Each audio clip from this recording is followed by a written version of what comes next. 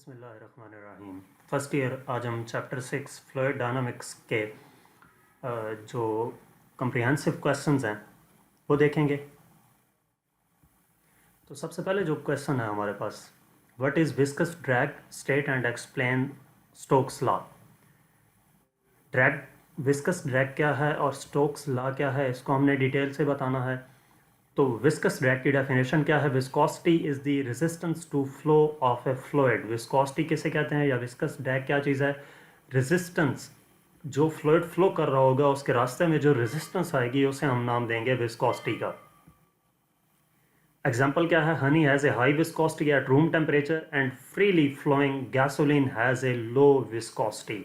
हनी की विस्कोसिटी ज़्यादा होगी और जो गैसोलीन है उसकी विस्कोसिटी या वाटर की विस्कोसिटी हनी की निस्बत कम होगी।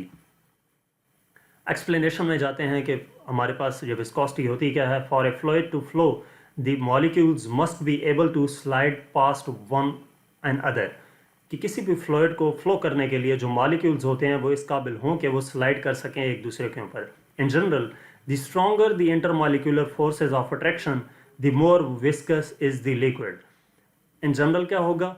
जो इंटरमॉलिक्यूलर फोर्सेस हैं वो जितनी ज़्यादा स्ट्रॉन्ग होंगी इतना ही वो लिक्विड विस्कस होगा, यानी कि उसकी विस्कोसिटी ज़्यादा होगी। दिस इंटरनल फ्रिक्शन और viscous force is associated with the resistance that two adjacent layers of fluid must have in order to move relative to each other.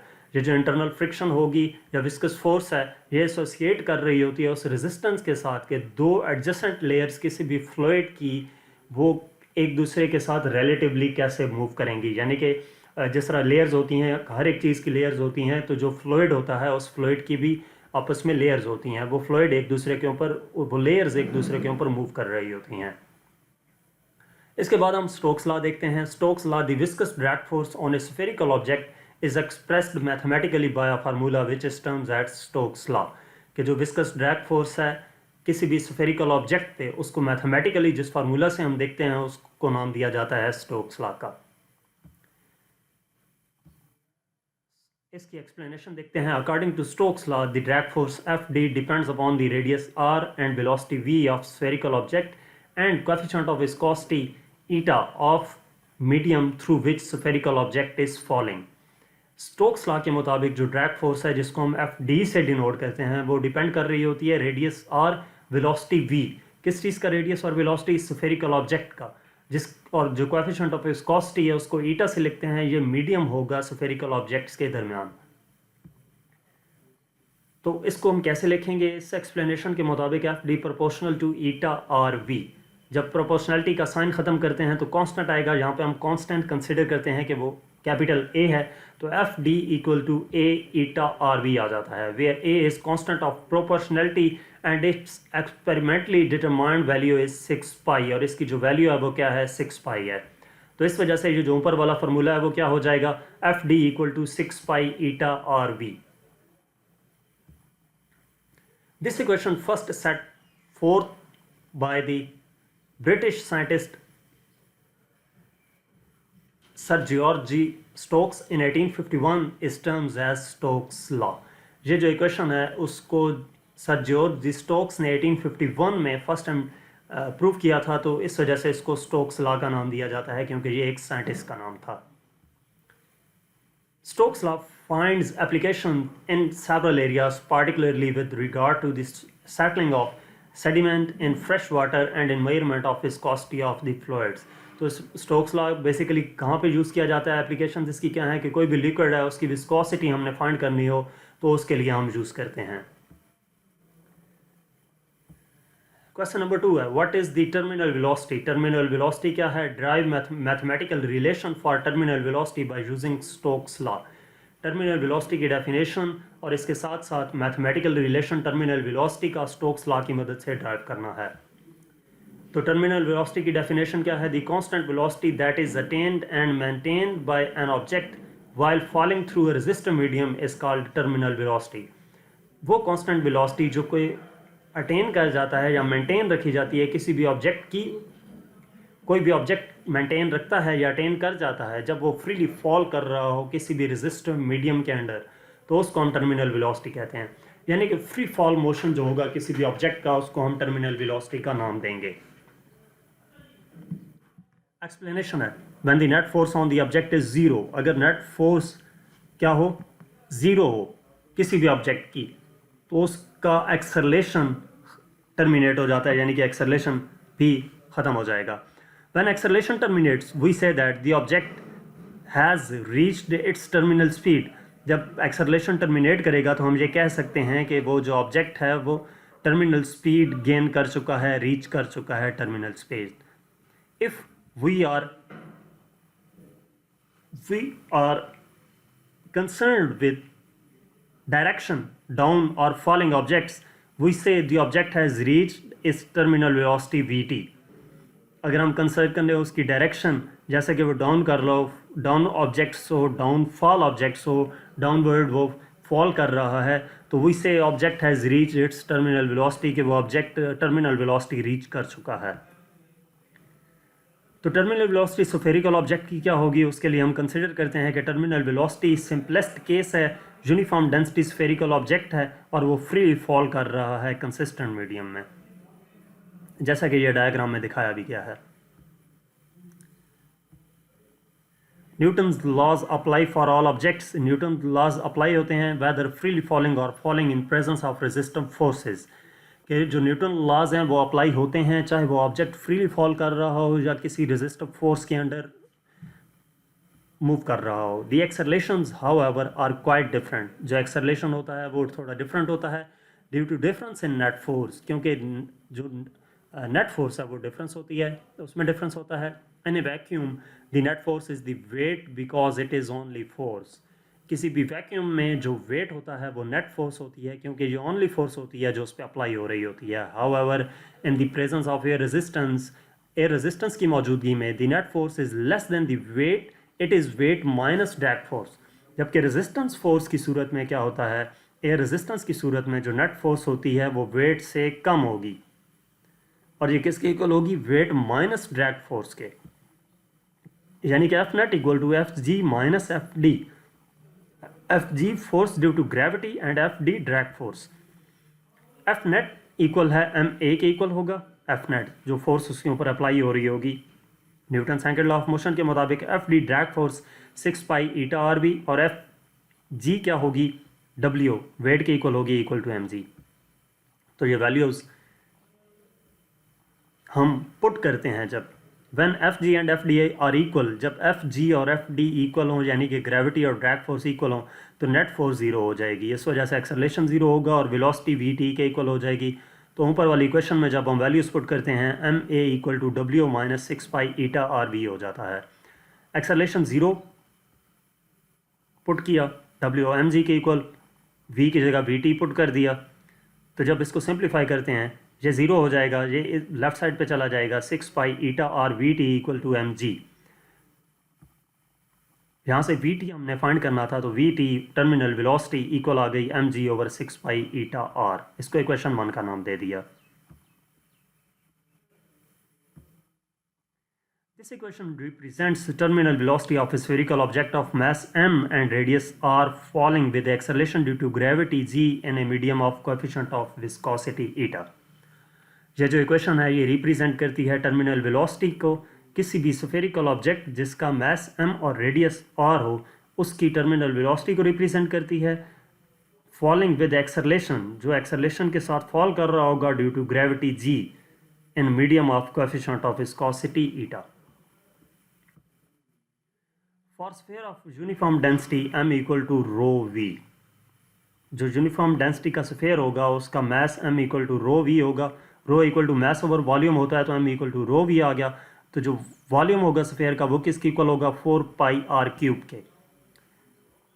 तो यहाँ से जो m है, m की वैल्यू में जब हम पुट करते हैं v equal to 4/3 pi R cube, तो ये 4/3 पाई आर क्यूब रो आ जाता है, ऊपर वाली इक्वेशन में ये वैल्यू पुट की।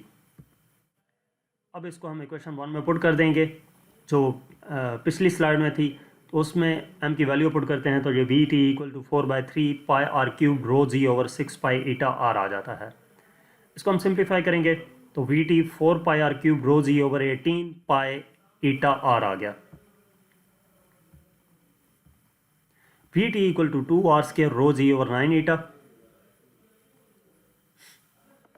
इसको रीअरेंज किया, V T equal to 2 rho G r² over 9 eta. तो ये टर्मिनल वेलोसिटी हमारे पास आ गई। This equation represents the terminal velocity of A spherical object of density rho and radius r falling with acceleration due to gravity g in a medium of coefficient of viscosity eta। कि ये equation किस चीज़ को represent कर रही है? Terminal velocity की। Terminal velocity को represent कर रही है किसी भी स्फेरिकल ऑब्जेक्ट की जिसकी डेंसिटी रो रेडियस r है और वो फॉल कर रहा हो acceleration due to gravity g के साथ, और इसका कोएफिशिएंट ऑफ विस्कोसिटी ईटा होगा। डिपेंडेंस, ये किस चीज़ पे डिपेंड कर रही होगी? Terminal velocity depends upon size, shape and orientation of object. और दूसरा क्या है? Coefficient of viscosity of the medium and speed.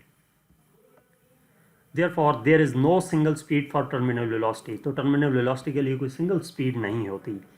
In general a person falling through the air on earth reaches terminal velocity after about 12 seconds covering a distance of about 450 metres.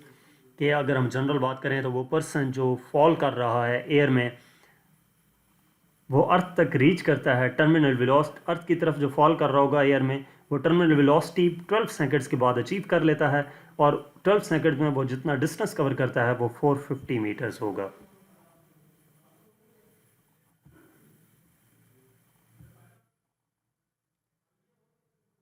Drive mathematically the equation of continuity and relate it to the time rate of volume flow. How equation of continuity is based on conservation of mass. तो equation of continuity के बारे में हमने देखना है।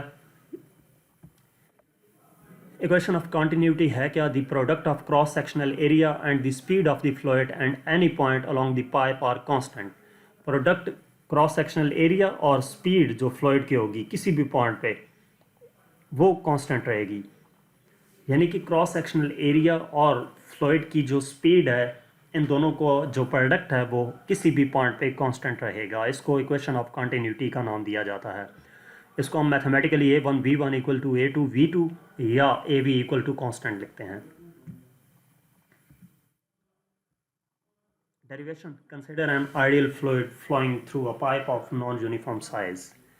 कि हम consider करते हैं कि एक फ्लूइड है और वो फ्लो कर रहा है एक पाइप से कि जो नॉन यूनिफॉर्म साइज़ की है। नॉन यूनिफॉर्म साइज़ का मतलब इस तरफ क्रॉस सेक्शनल एरिया कम है और दूसरी तरफ ज़्यादा है। The particles in the fluid move along stream lines in steady flow. जो पार्टिकल्स हैं फ्लूइड में वो मूव करते हैं स्ट्रीम लाइन स्टेडी फ्लो में। As there is no source और सिंक इन द पाइप, जैसा कि कोई सोर्स या सिंक नहीं है पाइप में, तो equal mass will flow through each and of the pipe. Equal mass flow करेगा उस पाइप में, उस पाइप के एंड से। यानी कि सोर्स या सिंक अगर इस पाइप में मौजूद नहीं है तो जितना मास लिक्विड का इधर से फ्लो करेगा उतना ही इधर से फ्लो कर रहा होगा। तो इसका मतलब ये हुआ delta M1 equal to delta M2 equal to delta M। इसको इक्वेशन 1 का नाम दे दिया। As density rho equal to delta M over delta V, so delta M equal to rho delta V। ये इस इक्वेशन की मदद से जो डेंसिटी होती है rho equal to delta M over delta V होता है, तो delta M equal to rho delta V आ गया। इसको इक्वेशन 2 का नाम दे दिया। As volume is delta V equal to A delta X, volume area multiply by distance के इक्वल होगा। तो velocity Vx, velocity x equal to Vt, हमारे पास वेलोसिटी होती किसकी इक्वल है? Distance per unit time. तो यहाँ पे distance x equal to Vt वाला फार्मूला अप्लाई किया, तो यहाँ से ये जो ऊपर वाला फार्मूला है delta V equal to A delta X, जहाँ पे डेल्टा X की ये वाली वैल्यू पुट की, तो delta V equal to AV delta T आ गया। पुट इन इक्वेशन 2, इसको इक्वेशन 2 में पुट कर देते हैं। Delta M equal to rho AV delta T आ गया। जो इक्वेशन 1 हमारे इक्वेशन 2 थी ये वाली, इसमें हमने डेल्टा V की वैल्यू पुट की, तो delta M equal to rho AV delta T आ गया। The fluid that moves through the lower end of the pipe in the time delta t has a mass given by delta M1 equal to rho A1 V1 delta t। कि fluid जो move करेगा lower end of pipe in time delta t, उसका mass हमारे पास delta M1 equal to rho A1 V1 delta t आ गया। ये जो ऊपर इक्वेशन थी, इसको फर्स्ट एंड के लिए, लोअर एंड के लिए हमने 1 साथ सबस्क्रिप्ट में लिख दिया। इसी तरह fluid that moves through the upper end of the pipe in delta T, वो हमारे पास delta m2 equal to rho a2 v2 delta T आ जाएगा। इसको हम इक्वेशन 1 में पुट कर देंगे। इक्वेशन 1 हमारे पास delta m1 equal to delta m2 थी, तो rho a1 v1 delta T equal to rho a2 v2 delta T आ गया। a1 v1 equal to a2 v2 आ जाएगा क्योंकि रो और डेल्टा टी दोनों तरफ से कैंसिल हो जाएगा। इसी को हम इक्वेशन ऑफ कंटिन्यूटी का नाम देते हैं, J A B equal to constant आ गई। This equation gives equation of continuity which can be interpreted as, इसको हम डिफाइन फिर कैसे कर सकते हैं कि the speed of the fluid is inversely proportional to the cross sectional area. जो स्पीड ऑफ फ्लूइड है वो इनवर्सली प्रोपोर्शनल होगी क्रॉस सेक्शनल एरिया के।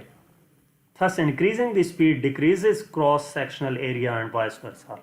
जब हम इंक्रीज करेंगे स्पीड को तो वो क्रॉस सेक्शनल एरिया डिक्रीज होगा, या अगर हम स्पीड डिक्रीज करना चाहते हैं तो क्रॉस सेक्शनल एरिया ज़्यादा होना चाहिए। इसका मतलब क्या हुआ, A B equal to delta V over delta T, यानी कि जो ए वी है वो delta V over delta T के इक्वल आ गया।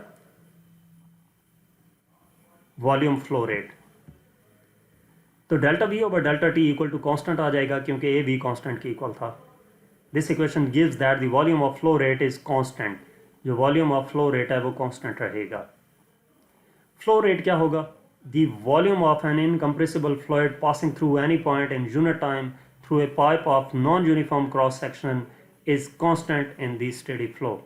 जो वॉल्यूम होगा किसी भी इनकम्प्रेसिबल फ्लूइड का जो पास कर रहा हो किसी भी पॉइंट से यूनिट टाइम में through a pipe of non-uniform cross-sectional is constant in steady flow। कि फ्लो रेट किसी भी non uniform cross sectional area की पाइप से जब उसमें स्टेडी फ्लो हो रहा हो तो वो कांस्टेंट रहेगा। A V equal to volume over second equal to mass over rho into second. Volume mass over rho के इक्वल होगा तो mass over rho into second आ गया। तो rho into A into V equal आ गया mass over second के। ये रो इधर जाकर मल्टीप्लाई हुआ तो मास ओवर सेकेंड जी हमारे पास रेट ऑफ फ्लो आ गया।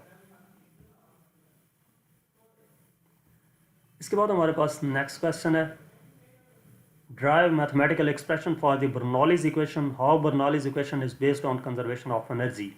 बर्नौलीज इक्वेशन का जो एक्सप्रेशन है वो ड्राइव करना है। Bernoulli's equation conservation of energy पे कैसे बेस कर रही है, कैसे डिपेंड कर रही है। बर्नौलीज इक्वेशन है क्या, Bernoulli's equation relates the pressure, flow speed and height of flow of an ideal fluid.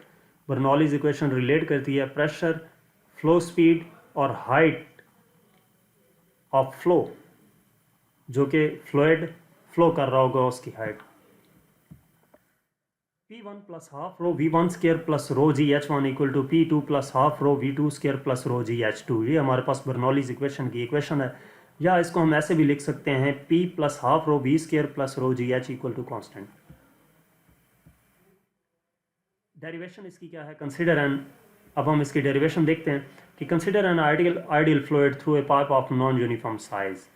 Consider किया कि एक आइडियल फ्लूइड फ्लो कर रहा है एक नॉन यूनिफॉर्म पाइप से, यानी कि क्रॉस सेक्शनल एरिया दोनों जगह पे सेम नहीं है। The work W is due to force other than the conservative force of gravity, so it equals the change in the total mechanical energy, kinetic energy plus gravitational potential energy associated with the fluid element। जो work W होगा due to force, कौन सी force, other than conservative force of gravity, तो ये work किसकी equal होगा, change in total mechanical energy और gravitational potential energy. तो इसको हम मैथमेटिकली कैसे लिख सकते हैं कि W equal to delta E, total energy जो वर्क डन है W, ये इक्वल आ गया delta K plus delta U के। इसको इक्वेशन 1 का नाम दे दिया। The total work done will be sum of all the individual work done. जो टोटल वर्क डन होगा वो किसके इक्वल होगा, sum of all individual work done, यानी कि W equal to W1 plus W2 होगा। इसको इक्वेशन 2 का नाम दे दिया। फर्स्ट एंड के लिए क्या होगा, W1 equal to F1 delta X1। First end पे हम वर्क डन देखें तो F1 delta X1 cos theta है और ये F1 डेल्टा X1 आ जाएगा क्योंकि ये थीटा इक्वल टू 0 है। फोर्स और डिस्प्लेसमेंट के दरमियान जो डिस्टेंस है, जो एंगल है वो 0 है, तो कॉस थीटा थीटा जब 0 होगा तो कॉस 0 1 आ जाएगा, F1 डेल्टा x1 आ जाएगा।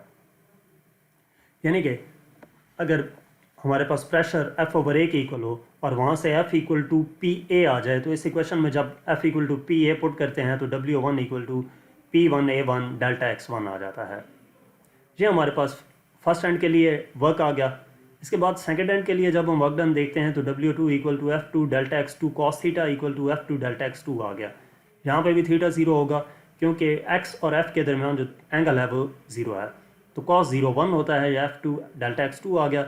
और pressure equal to F/A equal to F equal to PA जहाँ से होगा तो F की वैल्यू यहाँ पर जब पुट करते हैं तो P2A2 आ जाता है। -7 क्यों लगाया गया? W2 is taken to be negative. W को हम नेगेटिव क्यों लेंगे? As this work is done against the fluid force, क्योंकि ये work done against the fluid force हो रहा है।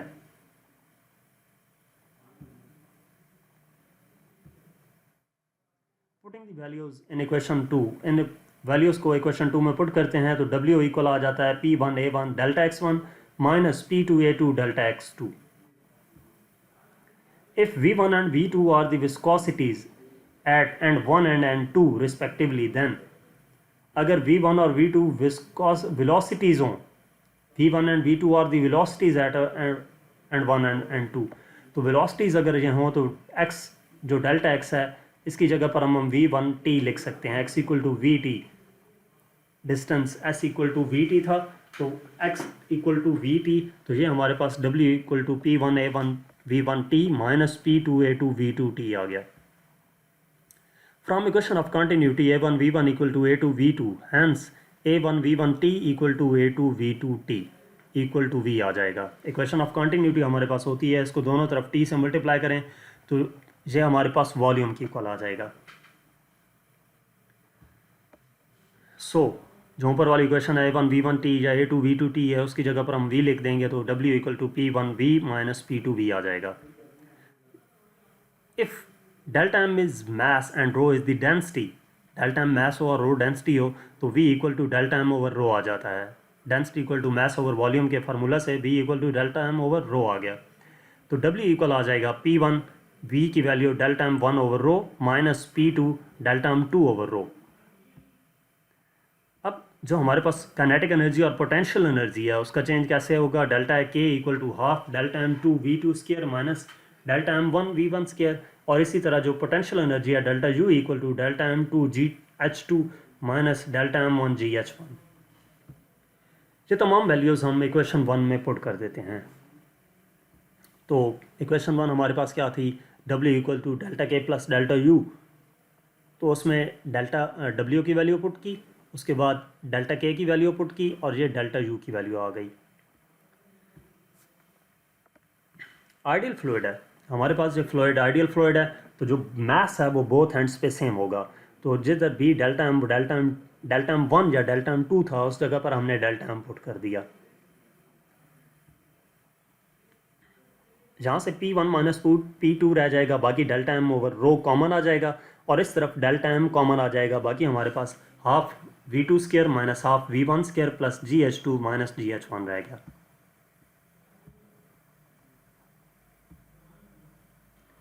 P1 minus P2 over rho equal to half V2 square minus half V1 square plus GH2 minus GH1, जो दोनों तरफ delta M था उसको कैंसिल कर दिया। अब क्या करेंगे? ये रो उधर जाकर मल्टीप्लाई होगा तो तमाम वैल्यूज से मल्टीप्लाई हो जाएगा। P1 माइनस P2 इक्वल आ जाएगा half rho V2 square minus half rho V1 square plus rho GH2 minus rho GH1। 1 वाली वैल्यूज़ इस तरफ ले आएंगे तो P1 plus half rho V1 square plus rho GH1 equal आ जाएगा P2 plus half rho V2 square plus rho GH2, और इसको हम ऐसे भी लिख सकते हैं कि P plus half rho V square plus rho GH equal to constant. तो ये हमारे पास क्या आ गई? बर्नौलीज इक्वेशन आ गई। This is called Bernoulli's equation. Bernoulli's equation is based on conservation of energy such that for an incompressible and non-viscous fluid, the total mechanical energy of the fluid is constant.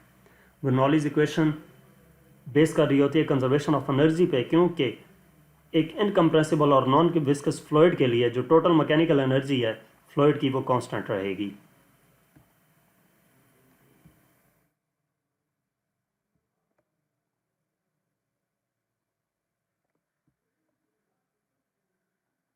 Using Bernoulli's equation, what is the speed of efflux from a leak at the bottom of large storage tank? Bernoulli's equation की मदद से हमने speed find करनी है efflux की जब एक large tank bottom से लीक कर रहा हो।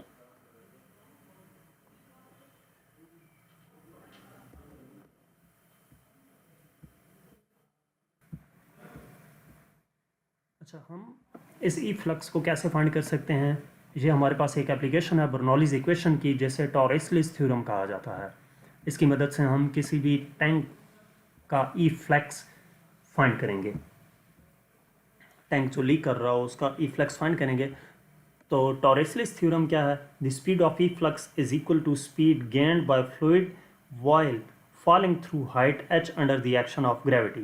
जो स्पीड है efflux का वो इक्वल होगा उस स्पीड के जो गेन करेगा फ्लूइड जब वो फॉल कर रहा हो किसी हाइट h से under the action of gravity. तो इसकी एक्सप्लेनेशन हम देखते हैं, कंसिडर करते हैं कि एक लार्ज स्टोरेज टैंक है जो डेवलप किया गया है और ये बॉटम से लीक कर रहा है। हमने इस efflux को फाइंड करना है, ये स्पीड फाइंड करनी है। Pressure at the bottom and is same. जो प्रेशर होगा बॉटम एंड पे वो सेम होगा, यानी कि P1 P2 equal to P होगा। अपर एंड बॉटम एंड पे जो प्रेशर होगा वो सेम होगा। Pressure at the both ends is same, P1 और P2 पे सेम रहेगा pressure.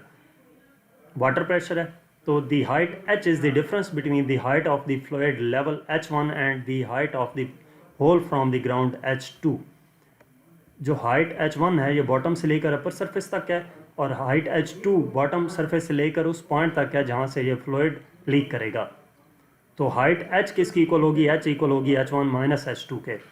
Velocity at the top is considered as zero. जो वेलोसिटी है टॉप पे v1 इक्वल टू जीरो होगी, while the bottom velocity is to be determined, जबकि bottom velocity v2 हमने find करनी है।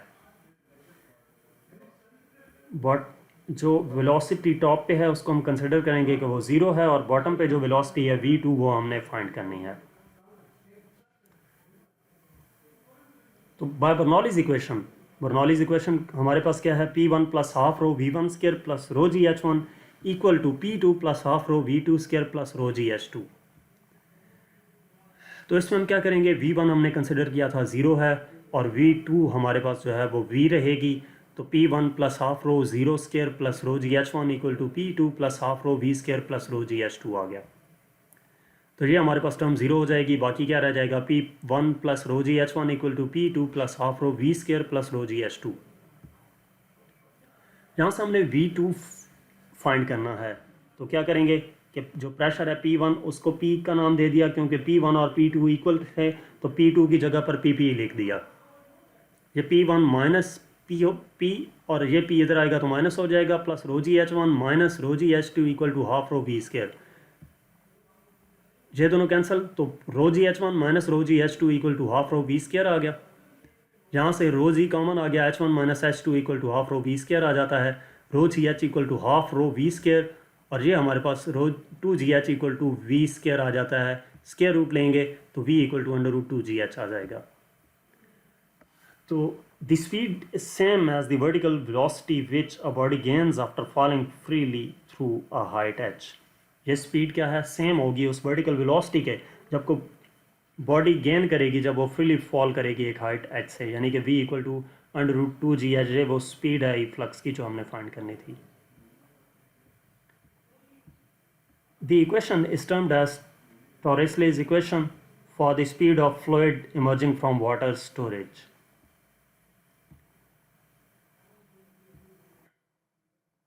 इसके बाद नेक्स्ट क्वेश्चन है by Bernoulli's equation how we can determine the speed of the fluid in a pipe. Bernoulli's equation की मदद से हम ये कैसे डिटरमाइन कर सकते हैं स्पीड ऑफ फ्लूइड किसी भी पाइप से, यानी कि पाइप में जो स्पीड ऑफ फ्लूइड होती है वो Bernoulli's equation की मदद से हम कैसे फाइंड कर सकते हैं। तो we can determine the speed of fluid in a pipe by using venturimeter. हम स्पीड ऑफ फ्लूइड जो है वो डिटरमाइन कर सकते हैं पाइप से वेंट्रीमीटर की मदद से। वेंट्रीमीटर क्या है? Vantrimeter is a device used to measure the flow speed or flow rate through a piping system. Vantrimeter एक ऐसी डिवाइस है जिसको यूज़ किया जाता है फ्लो स्पीड मेजर करने के लिए या फ्लो रेट मेजर करने के लिए किसी भी पाइपिंग सिस्टम से. It works on principle of pressure difference between restricted and unrestricted flow regions. ये बेसिकली किस चीज़ पे काम कर रही होती है? प्रिंसिपल ऑफ प्रेशर पे, प्रेशर डिफरेंस पे. कौन सा प्रेशर डिफरेंस? रिस्ट्रिक्टेड और अनरिस्ट्रिक्टेड फ्लो रीजन्स में. एक्सप्लेनेशन देखते हैं. Consider the flow to be steady. हमने कंसिडर करना है कि फ्लो क्या है? स्टेडी है. And we assume the fluid is incompressible and has negligible internal friction. हम अज्यूम करते हैं कि फ्लूइड इनकम्प्रेसिबल है और उसकी जो इंटरनल फ्रिक्शन है नेग्लिजिबल है. Hence we can use Bernoulli's equation. तो हम बर्नौलीज इक्वेशन यूज़ कर सकते हैं. इसके लिए हम क्या करेंगे? Let P1 and P2 be the pressure and V1 and V2 be the velocities of wide and one and narrow and two section of the tube respectively. कीजिए हमारे पास एक ट्यूब है और इसका एक वाइड एंड है और एक नैरो एंड है. और जो वाइड एंड है इस पे जो प्रेशर होगा P1 होगा और वेलोसिटी V1 होगी. और नैरो एंड पे जो प्रेशर है P2 होगा और जो वेलोसिटी है वो V2 होगी. और हाइट H1 और H2 हमारे पास मिड लेवल से होंगी, यानी कि सेंटर पॉइंट से हाइट और इस इधर से यहाँ तक ये हाइट होगी. इसको हमने H का नाम दे दिया. H2 equal to H1 equal to H. Bernoulli's equation हमारे पास P1 plus half rho V1 square plus rho ji H1 equal to P2 plus half rho V2 square plus rho ji H2 है. तो इसमें हमने क्या कहा था कि जो हाइट है H1 और H2 वो दोनों इक्वल हैं. तो rho ji H equal to rho ji H लिख दिया.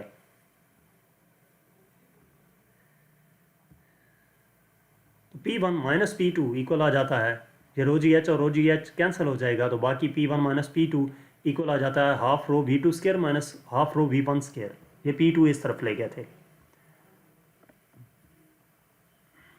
इक्वेशन ऑफ कंटिन्यूटी की मदद से हम देखें तो A1 B1 equal to A2 V2 होता है. यानी कि V2 यहाँ से A1 V1 ओवर A2 आ जाता है. तो V2 की वैल्यू अगर हम इस इक्वेशन में पुट कर देते हैं तो ये इक्वेशन हमारे पास बन जाती है P1 minus P2 equal to half rho into A1 V1 over A2 square minus half rho V1 square. तो P1 माइनस P2 इक्वल आ जाएगा half rho V1 square into ये हाफ रो V1 स्केयर हमने यहाँ से common लिया है. तो यहाँ पर बाकी रह जाएगा A1 ओवर A2 का स्केयर माइनस ये 1 रह जाएगा. तो यहाँ से हमने V1 स्केयर की वैल्यू फाइंड करनी है. V1 फाइंड करना है तो V1 स्केयर एक तरफ कर लिया और ये P1 माइनस P2 इधर ही रहा. ये उधर जाकर बाकी चीज़ें डिवाइड हो जाएंगी. बाकी टर्म डिवाइड हो जाएगी. 1 over 2 rho into A1 over A2 whole square minus 1 आ जाएगा. तो V1 स्केयर इक्वल आ जाता है 2 इंटू P1 माइनस P2. ये 2 ऊपर चला जाएगा over rho into A1 square A1 over A2 square minus 1. नीचे जो था हमने स्केयर ओपन कर दिया और इसका एलसीएम ले लिया. तो A1 square minus A2 square over A2 square आ गया. A2 स्केयर इसका एलसीएम आया था. तो ये हमारे पास A2 जब इसको सिंप्लीफाई करते हैं ये A2 स्केयर ऊपर जाएगा तो इसको हमने पहले लिख दिया 2 P1 minus P2 over rho A1 square minus A2 square आ गया. तो स्केयर रूट लिया दोनों तरफ. तो V1 का जो स्केयर था वो स्केयर अंडर रूट के साथ कैंसिल हो गया. ये हमारे पास A2 square 2 into P1 minus P2 over rho into A1 square minus A2 square रह गया. इसमें जो A2 स्केयर है इसके साथ अंडर रूट कैंसिल हो जाएगा. ये अंडर रूट से बाहर आ जाएगा A2 हो जाएगा. तो A2 under root 2 into P1 minus P2 over rho into A1 square minus A2 square आ जाएगा. This is the solution of for speed in a pipe by vantimeter when any barometer is used. जब barometer use हो रहा हो तो तब हम क्या करेंगे? स्पीड हम फाइंड कर सकते हैं वेंटीमीटर की मदद से. और अगर हमारे पास बैरोमीटर ना हो in the absence of barometer, however when no barometer is used, जब बैरोमीटर यूज़ ना किया गया हो and height of the fluid is smaller, height of the fluid in smaller equal diameter pipes attached to both the pipe and the neck for the reference as shown in figure. अगर हमारे पास barometer ना हो तो हम क्या करेंगे? Equal diameter की दो पाइप्स दोनों एंड्स पे अटैच कर देंगे। यहाँ पर भी अटैच कर दी और यहाँ पर भी अटैच कर दी। जहाँ पे हमारे पास बैरोमीटर अटैच थे उसके ऊपर हमने क्या किया, इक्वल डायमीटर की पाइप्स अटैच कर दी। तो फर्स्ट कंडीशन ऑफ इक्विलिब्रियम के मुताबिक P1 minus P2 equal to rho ji h है। तो P1 माइनस P2 की जगह पर हम रो जी एच पुट कर देंगे। तो V1 equal to A2 under root 2 into rho ji H over rho into A1 square minus A2 square आ गया।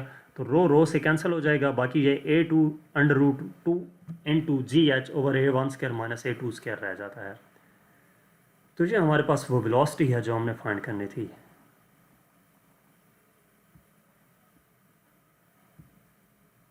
इसके बाद 7 नंबर क्वेश्चन है, what is aerofoil, explain aerofoil lift on the wing of an aeroplane. Aerofoil क्या है और इसको explain करना है विंग, एरोप्लेन के विंग पे। एरोफॉयल है क्या, the devices which are shaped so that the relative motion between it and the fluid produces a force perpendicular to the flow are called aerofoils. कि वो डिवाइसेस जो shaped की जाती हैं, डिज़ाइन की जाती हैं ताकि जो रिलेटिव मोशन है उसके और फ्लूइड के दरमियान जो कि एक फोर्स प्रोड्यूस करे जो कि परपेंडिकुलर हो फ्लो के, उसको हम एरोफॉयल्स का नाम देते हैं। इसको हम एक्सप्लेनेशन की मदद से देखते हैं कि एरोफॉयल होता क्या है। The shape of aerofoil is made such that the fluid speed at the top surface is greater than the bottom as shown in figure. कि एरोफॉयल क्या होता है, शेप होता है। एरोफॉयल की शेप ऐसे बनाई जाती है कि जो फ्लूइड स्पीड है टॉप सरफेस पे ज़्यादा होगी और बॉटम सरफेस पे कम होगी।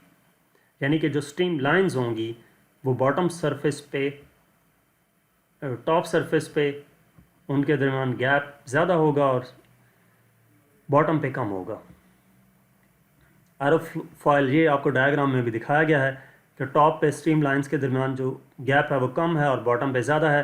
एरोफॉयल shape body move through a fluid produces an aerodynamic force. जब वो फ्लूइड से मूव करती है एरोफॉयल शेप्ड बॉडी तो वो एरोडायनामिक फोर्स प्रोड्यूस करती है। Component of this force perpendicular to the direction of motion is called lift. इस फोर्स का जो कंपोनेंट होता है जो परपेंडिकुलर होगा motion of direction of motion के, उसको हम लिफ्ट कहेंगे, और जो कंपोनेंट पैरेलल होगा डायरेक्शन ऑफ मोशन के उसको ड्रैग कहेंगे। Aerofoils are found in aeroplane wings, helicopters, sailboats, propellers, fans, compressors and turbines. Aerofoils कहाँ पे मौजूद होती हैं? एरोप्लेन विंग्स में, हेलीकॉप्टर्स में, सेलबोट्स में, और प्रोपेलर्स, फैंस, कंप्रेसर्स और टर्बाइंस वगैरह में एरोफॉयल यूज़ किए जाते हैं। अब इसका इफेक्ट एरोप्लेन पे कैसे होता है तो वो हम देखते हैं। Lift on an aeroplane wing figure shows an airplane with its wing moving to the left. Figure में एक एरोप्लेन दिखाया गया है जो जिसका विंग लेफ्ट की तरफ मूव कर रहा है relative to it to air flow to the right. कि जो इसको हमने कैसे रिलेट किया है, ये जब एयर फ्लो करेगी राइट की तरफ तो तब वो लेफ्ट की तरफ मूव करेगा। Due to the wings shape the flow lines crowd together above the wing. जो फ्लो लाइंस हैं वो क्या करती हैं, विंग के ऊपर क्राउड टुगेदर, यानी कि उनके स्ट्रीम लाइंस के दरमियान जो गैप है वो कम होगा। It causes the air to travel faster over the curved top surface and more slowly over the flatter bottom surface। कि जो एयर है वो ज़्यादा स्पीड से ऊपर की तरफ मूव करेगी और विंग के नीचे से वो स्लोली मूव करेगी। Thus the pressure above the wing is reduced। तो वो जो प्रेशर होगा उस विंग के ऊपर वो कम हो जाएगा और उस विंग के नीचे जो प्रेशर है वो ज़्यादा हो जाएगा। तो नीचे वाला प्रेशर ऊपर वाले प्रेशर को बैलेंस करने के लिए विंग को भी ऊपर की तरफ मूव करवा देगा। तो इस वजह से जो विंग है वो अपवर्ड लिफ्ट कर जाएगा। तो इस तरह से एरोफॉयल इस एरोप्लेन में काम करता है। इसके बाद नेक्स्ट क्वेश्चन है, use Bernoulli's equation two explain the working of engine, carburettor and perfume bottle spray. Bernoulli's equation की मदद से हमने इंजन, कार्बोरेटर को एक्सप्लेन करना है, उसकी वर्किंग को, और परफ्यूम बॉटल स्प्रे को भी एक्सप्लेन करना है। तो इंजन कार्बोरेटर क्या है? An engine carburettor is a device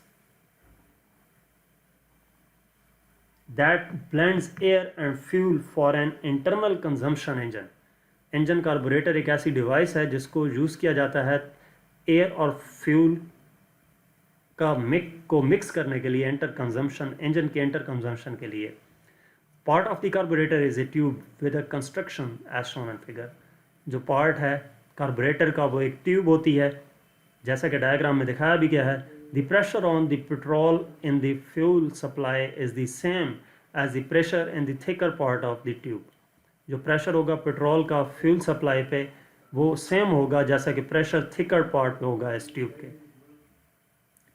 Air flowing through the narrow section of the tube which is attached to the fuel supply is at a lower pressure.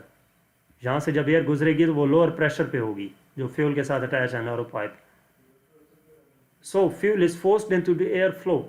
तो जो fuel होगा वो force होगा air flow के लिए. Bye regulating the flow of air in the tube, air का जो flow है उसको रेगुलेट करते हैं अगर हम ट्यूब में, तो जो अमाउंट ऑफ फ्यूल है मिक्स हो रही है एयर में वो चेंज हो सकती है. Newer cars tend to have electronic fuel injectors. नई कार्स में EFI इलेक्ट्रॉनिक फ्यूल इंजेक्टर्स होते हैं rather than carburettors, but carburettors are common in older cars. लेकिन जो पुरानी कार्स हैं उनमें कार्बोरेटर्स यूज़ किया जाता है. कार्बोरेटर बेसिकली है क्या है कि एक तरफ एयर है और दूसरी तरफ फ्यूल है. तो यहाँ पर जो हमने बर्नौलीज़ इक्वेशन की एक एप्लीकेशन पढ़ी थी जिसमें हमने इसी तरह की शेप बनाई गई थी, स्पीड ऑफ फ्लो फाइंड किया था फ्लूइड का. तो इसमें ये देखें कि यहाँ पे क्रॉस सेक्शनल एरिया ज़्यादा है तो वेलोसिटी कम होगी, जहाँ पर क्रॉस सेक्शनल एरिया कम हुआ तो वेलोसिटी ज़्यादा हो जाएगी. तो इस तरह से ये एयर और फ्यूल यहाँ से मिक्स होके आगे की तरफ फ्लो करते हैं. इसके बाद जो दूसरा है ये हमारे पास है bottle spray. Device for emitting water, perfume और other liquids as a fine spray. एक ऐसी डिवाइस जिसकी मदद से हम वाटर, परफ्यूम या कोई भी लिक्विड स्प्रे कर सकते हैं. एग्जांपल क्या दी गई है, stream of air passing over one end of an open tube. एक स्ट्रीम ऑफ एयर है जो पास कर रही है one end of an open tube, जिसका एक एंड ओपन होता है. The other end of which is immersed in a liquid reduces the pressure above the tube as illustrated in figure. दूसरा एंड जो कि इस लिक्विड में मौजूद होता है वो रिड्यूस करता है प्रेशर को अबव द ट्यूब, जैसे कि डायग्राम में दिखाया गया है. This reduction in pressure causes the liquid to rise into the air stream. ये जो रिडक्शन है प्रेशर का ये काज करता है लिक्विड को कि वो राइज करे एयर स्ट्रीम में. The liquid is then dispersed into a fine spray of droplets. तो ये जो लिक्विड है वो फाइन ड्रॉपलेट्स की सूरत में, स्प्रे की सूरत में नोज़ल से बाहर आता है. Such atomizers can be seen in perfume bottles, engine carburetor, water filter pumps and paint sprayers. ये कहाँ पर यूज़ किए जाते हैं, इंजन कार्बोरेटर में यूज़ किया जाता है, वाटर फिल्टर पम्प्स में और पेंट स्प्रेज में भी यूज़ किया जाता है. तो यहाँ तक हमारे इस चैप्टर के कॉम्प्रिहेंसिव क्वेश्चन थे. मज़ीद किसी भी चैप्टर का कोई भी टॉपिक देखने के लिए या कोई भी एक्सरसाइज न्यूमेरिकल देखने के लिए आप मेरा यूट्यूब चैनल विज़िट कर सकते हैं. Thank you.